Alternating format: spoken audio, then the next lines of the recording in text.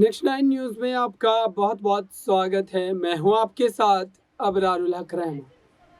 मेरे खास प्रोग्राम किस्सा सियासी है में आज बात करेंगे शिवराज सिंह चौहान की। दरअसल सीएम शिवराज सिंह चौहान बचपन से ही काफ़ी ज़्यादा शरारती नेचर के माने जाते हैं।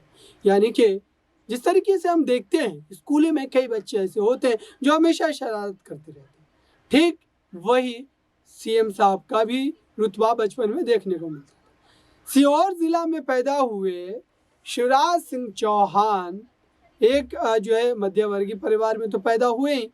उनके पिता किसान थे और फिर उसके बाद उन्होंने जो राजनीति में अपने सफ़र को शुरू किया और वो कभी पीछे मुड़ करके नहीं देखे। उनसे जुड़ी कई ऐसी रोचक कहानियां हैं, कई ऐसे मज़ेदार किस्से हैं जो आपने कभी नहीं सुने होंगे, नहीं आपने कहीं पढ़ा होगा।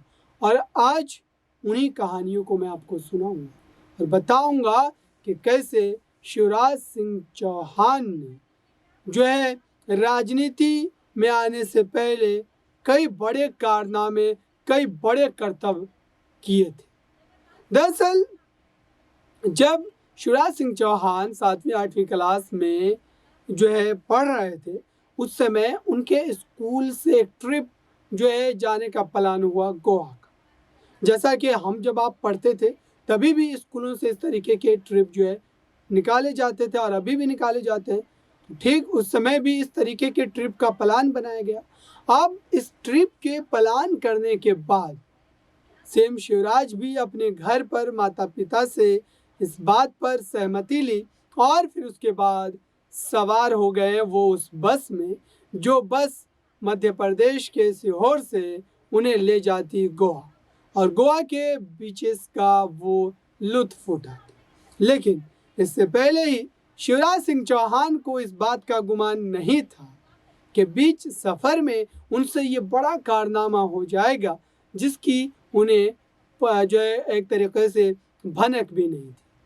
दरअसल जब बस में सवार हुए, सब बच्चे सवार हो गए, शिवराज सिंह चौहान भी सवार हो गए और उस समय जाहिर सी बात है कि जब बच्चे किसी ट्रिप पर रवाना होते हैं तो एक अजीब सी कैफियत होती है, एक अजीब अंदर से जो है कहीं ना कहीं खुशी का माहौल होता है और वही चीज़ उस समय भी पूरे बस में मौजूद थी। सारे बच्चे जो है हंसी खुशी जो है शोर मचा रहे थे और जो टीचर जिनकी जिम्मेदारी होती है बच्चों को सही सलामत जो है अपने ट्रिप पर ले जाना और फिर वहाँ से सही सलामत स्कूल लाना, फिर अपने घर तक पहुँचवाना।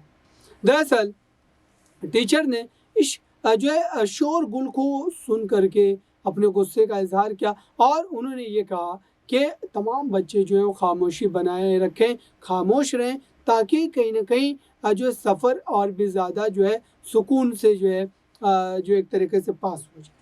लेकिन उसके बावजूद भी मामला बच्चों का था तो बच्चे मानने वाले का, उन्होंने फिर से शोर मचाना शुरू कर दिया। उसके बाद फंस गए शिवराज सिंह चौहान। दरअसल शिवराज सिंह चौहान उन शरारती बच्चों में सबसे नुमाया थे, सबसे आगे थे और जब उनका नाम आगे आया तो टीचर ने उन पर अपने बल का भी इस्तेमाल किया, उनको डांटा और फिर 3 चांटे भी जड़ दिए।